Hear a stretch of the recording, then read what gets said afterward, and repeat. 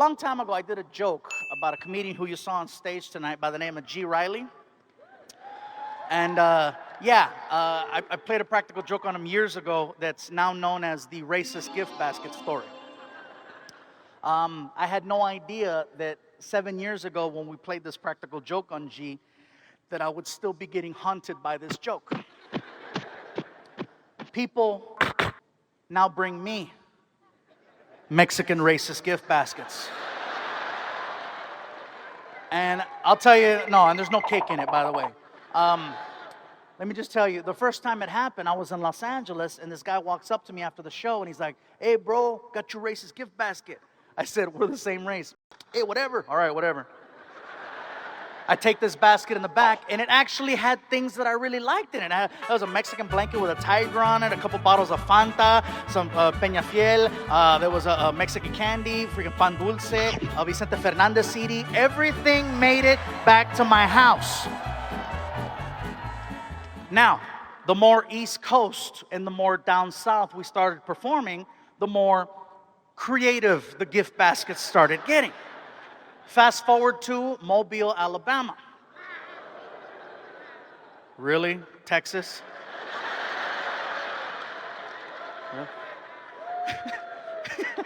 I'm just saying. Look at some of you. Este pinche gordo ya me cayó gordo. I'm just saying. Earlier tonight, when you saw Martin on stage, he made a couple of announcements. One of the announcements that he made was, if you brought a gift, please hold on to it until after the show. Don't bring it to the stage. It could interrupt the flow of the performance, blah, blah, blah, blah, blah. The only reason why he makes this announcement every single night is because of one show that happened in Mobile, Alabama. Now, the way this venue set up with the seating is, there's an aisle right here, and there's an aisle right there. At the venue in Mobile, it was basically crowd, and then aisle right up the middle. So I tell the racist gift basket story, which is about 15 minutes long, and when I finish, this guy from the back of the theater rushes the front of the stage. Keep in mind, there is security there, just like tonight. However, over there, they see this guy walking with a giant gift basket, and no one's stopping him. They see the guy, the whole building sees the guy, but security's just staring. They're like, "That's pretty." The guy makes it all the way to the front, and he puts the gift basket on the stage, and then he proceeds to heckle me right from the front. And I'm standing here, right? And he's like, "Fluffy, I got this for you." "Thank you." "Open it." I go, "Sir, I appreciate the gift, but we're kind of in the middle of a show right now, so I'll be happy to open it after the show. Thank you for the gift." "Oh, come on, man, I want to see your face."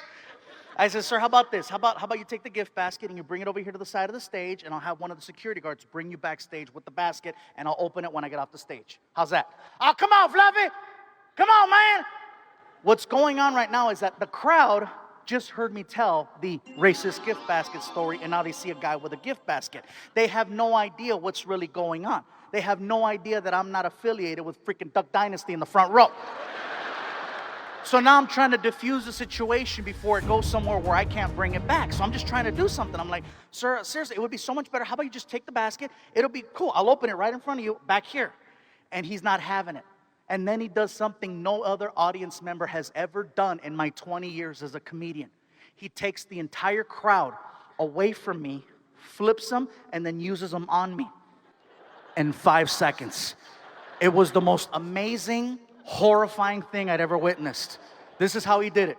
"Come on, Fluffy, we want to see your face. We want to see your face.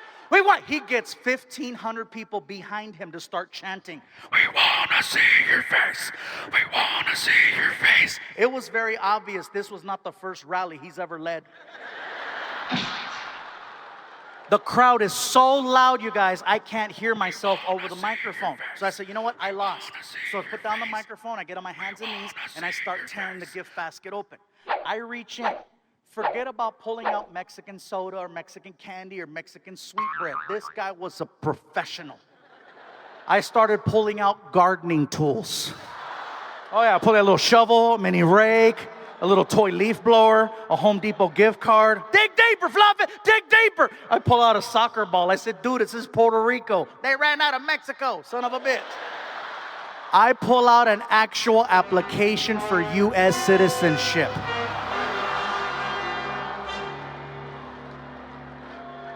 I said, it can't get any worse. Apparently, it does.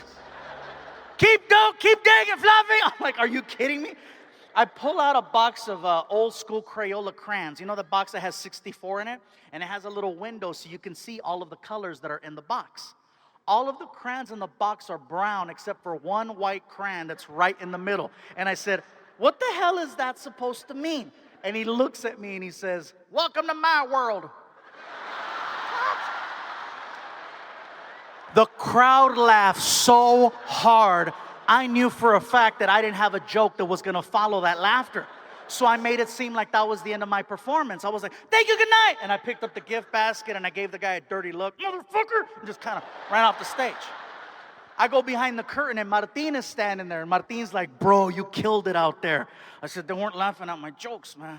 What were they laughing at? And I showed him the application. Ah! You're not my friend.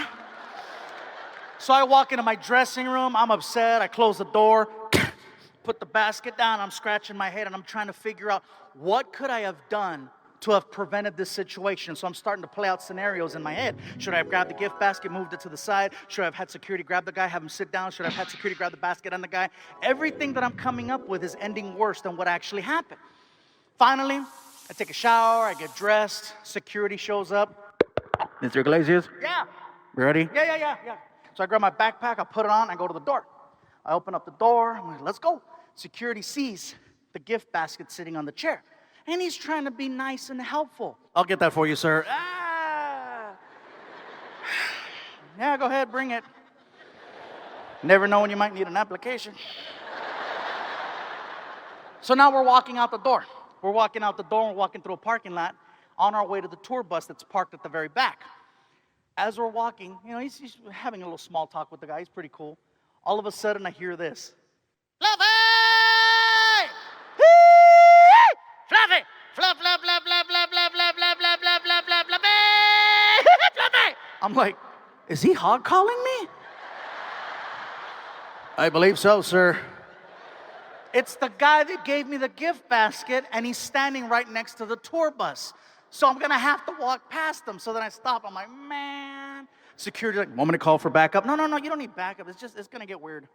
So I'm trying to figure out what I'm going to do. So then the guy gets frustrated because I stop walking. So then he starts walking towards me, but he's doing it all weird. He's like, Fluffy. Fluffy. I'm not going to do anything. And he walks over, and he's just all over the place. All right, look here, Fluffster. First and foremost, I just want you to understand something. I'm a big fan of yours. I know you don't feel that way. I saw what you said to me from the stage. The good Lord wouldn't appreciate that. But let me just explain something. I've been a fan of your comedy for a long time, man. Ever since the first time I saw you do that racist gift basket story and you played that joke on your colored friend G. Man, first time I saw you do that joke, I wanted to laugh really hard, but I couldn't because I was at a bar sitting next to two black people, right? And you can't laugh at a black joke in front of black people because they get all sensitive, start chanting civil rights and Rosa Parks and shit like that. And anyway, I voted for Obama, but apparently it's still too soon, know what I'm saying? So I went home and I got on the internet and I Googled racist gift basket, and sure as hell it popped up and it had me a big old laugh. And I said, man, I love your comedy because you push the envelope, but you don't cross it. You know what I'm saying? At the end of the day, you guys are still friends, and that's the bottom line, okay? So I says, if Fluffy ever shows his ass in Mobile, be first in line to get me one of them tickets. And you showed up. So I tell my friends, we're going to go see the Fluffster, my treat. And I says, I bet you anything he would appreciate it if somebody were to get him one of them gift baskets like he got his buddy G. Except we got you the UPS version. UPS version? What can Brown do for you? Know what I'm saying? So, unfortunately, you got all offended by what happened, and it's very sad because here in the South, we have this horrible reputation sometimes for not being the most hospitable people towards minorities, but I don't want you to feel that way. We weren't trying to scare you. We weren't trying to be evil to you. We love what you do. We were just trying to have a little fun, the same way you had a little fun with your friend G, and you made it seem like it was okay, so we thought it was okay to mess with you. And by the way, you have any idea the amount of time and energy we put into that basket? You have any idea how long I was on the internet trying to find a goddamn application for U.S. citizenship? In English? Are you shitting me? Everything's in Espanol. Ain't nobody got time for that. I voted for Obama. But anyway, the bottom line is, I'm sorry for messing with your show. It'll never happen again. I just wanted to say face to face, mano a mano, I'm sorry. I love you and I'm sorry. And I was like, oh my God, I'm a dick. Sir, you don't have to apologize. I should be the one apologizing. I handled myself poorly. I could have done things different. I'm sorry for making you feel that way.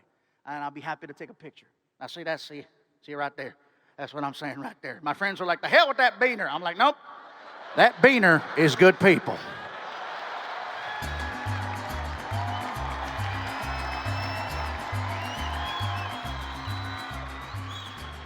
So when he pulls out his camera, right?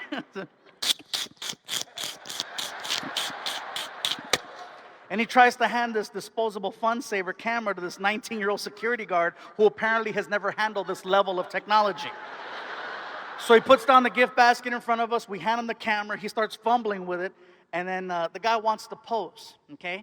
He puts his arm over my shoulder, but it's kind of weird because I'm way taller than he is. So I have to do this one right here. And now he basically has me in a headlock. And then he just starts ranting. Look here, Fluster, let me just tell you again how happy I am to have you right here. You're an amazing individual. I'm going to continue to pray for your success and for your family and your friends. You're a good people. I don't have any children, but if I ever have one, I hope he has your spirit. You're an amazing individual. God bless you. I go, sir, thank you very much for saying that. I appreciate that. If there's anything I can do, you don't mean that. You don't mean that.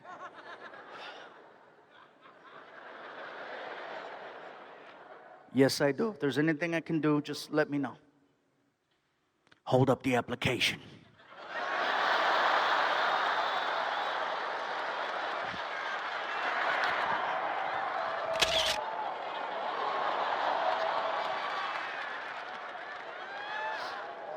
That's called karma.